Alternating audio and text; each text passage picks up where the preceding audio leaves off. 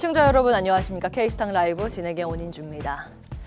오늘은 경제학에서 많이 거론이 되는 파레토의 법칙으로 시작을 할까 합니다. 80대 20 법칙이라고도 많이 알려져 있는데요. 우리는 이걸 사실 지금은 너무 당연하게 받아들이고 있습니다. 20%의 부자들이 80%의 부를 차지하고 있고 20%의 고객이 80%의 매출을 만든다는 식으로 말입니다. 근데 지금 시장에서는 이 법칙이 정반대로 뒤집히는 현상이 벌어지고 있습니다. 트럼프의 관세, 경제 정책이 시장에 던지는 영향력을 보면 불과 1%의 뉴스가 99%의 주식을 흔들고 있는 상황입니다. 관세를 미국이 먼저 때리고 캐나다와 멕시코, 중국이 보복 펀치를 날리면서 관세 전쟁 우려가 미 증시를 연일 뒤흔들었죠. 이제 시장은 기업의 본질보다 어떤 뉴스가 먼저 터지느냐에 따라서 가치가 결정되는 모습을 보이고 있습니다. 하지만 이런 시장의 흐름에도 눈여겨볼 변화는 있습니다. 관세라는 큰 변수가 지속되면서 투자자들의 전략이 바뀌고 있다는 점입니다.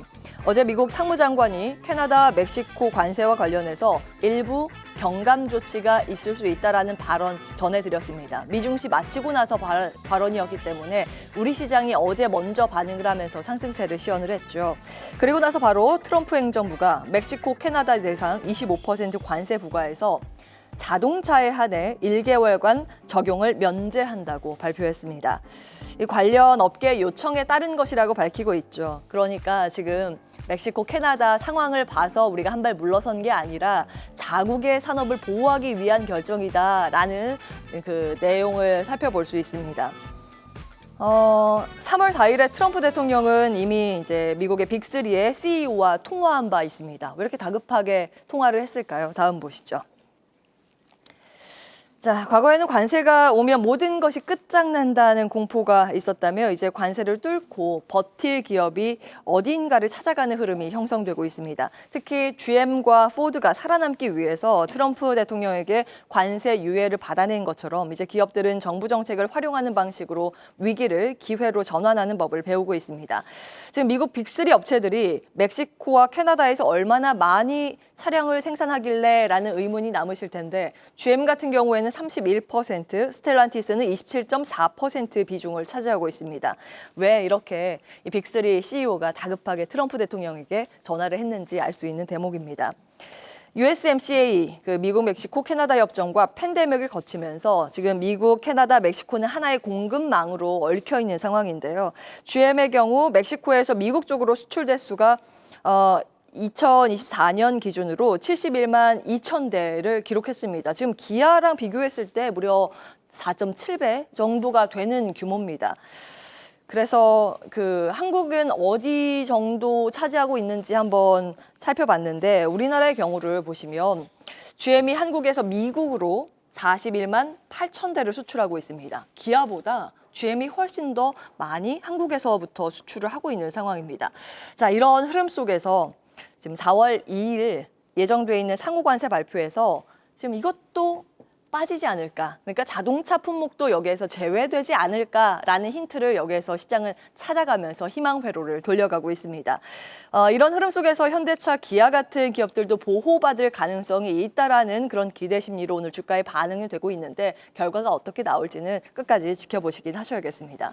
자, 반대로 반도체, IT 산업 등 일부 업종은 새로운 리스크에 노출될 가능성 배제할 수 없겠죠. 지금 트럼프 대통령이 칩스폿도 없애야 된다라고 이야기를 하고 있는데 이렇게 된다면 이 반도체법만 믿고 미국의 공장 신설을 결정했던 우리나라 기업들, 해당 기업들은 정말 마른 하늘에 날벼락을 맞은 꼴이 아닐 수 없습니다.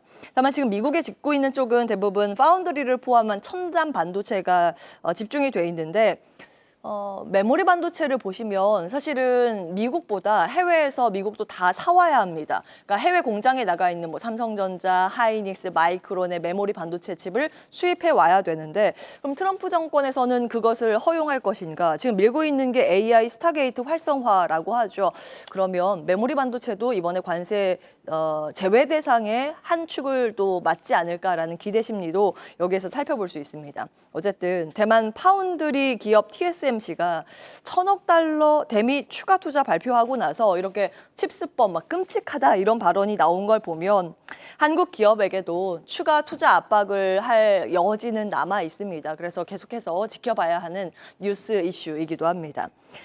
오늘 증시는 단순한 패닉을 벗어나서 파레토 법칙이 깨진 시장에서 새로운 20%를 찾아가는 과정이라고 볼 수 있는데요.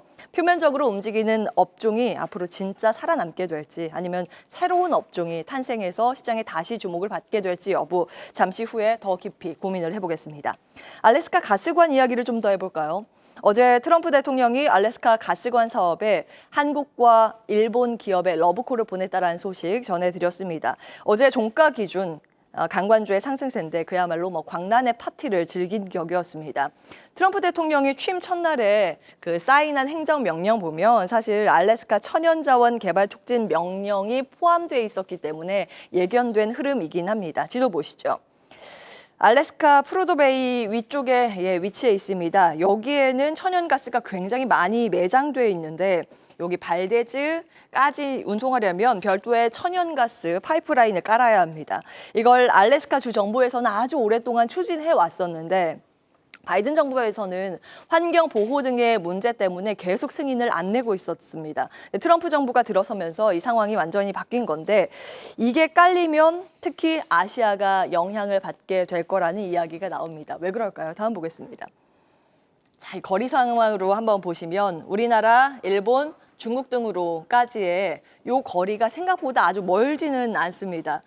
그 카타르에서 부산항까지 해상 항로로는 9,500km인데 지금 이쪽을 우리나라도 받아오고 있죠. 그런데 알래스카에서 발데즈까지 이제 발데즈에서 부산항까지는 6,000km 정도라고 추산이 됩니다.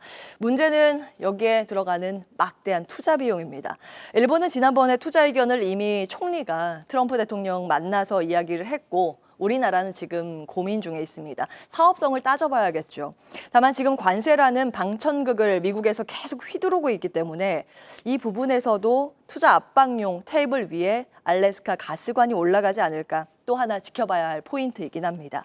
이 가스가 깔리면 여기에 액화를 시킨 후에 결국에는 LNG선을 운반해야 하는 조선이 또 필요합니다. 이 LNG 선박은 우리나라하고 중국에서 건조하고 있죠. 그럼 미국이 그 선박을 추가로 발주를 받으려면 어디를 요청을 할까요? 중국에 요청하려면 만무합니다. 그렇기 때문에 LNG 관련 선박 기대감이 우리 시장에도 또 거론이 될 수 있기 때문에 이 점은 하나의 관전 포인트로 지켜보셔야겠습니다.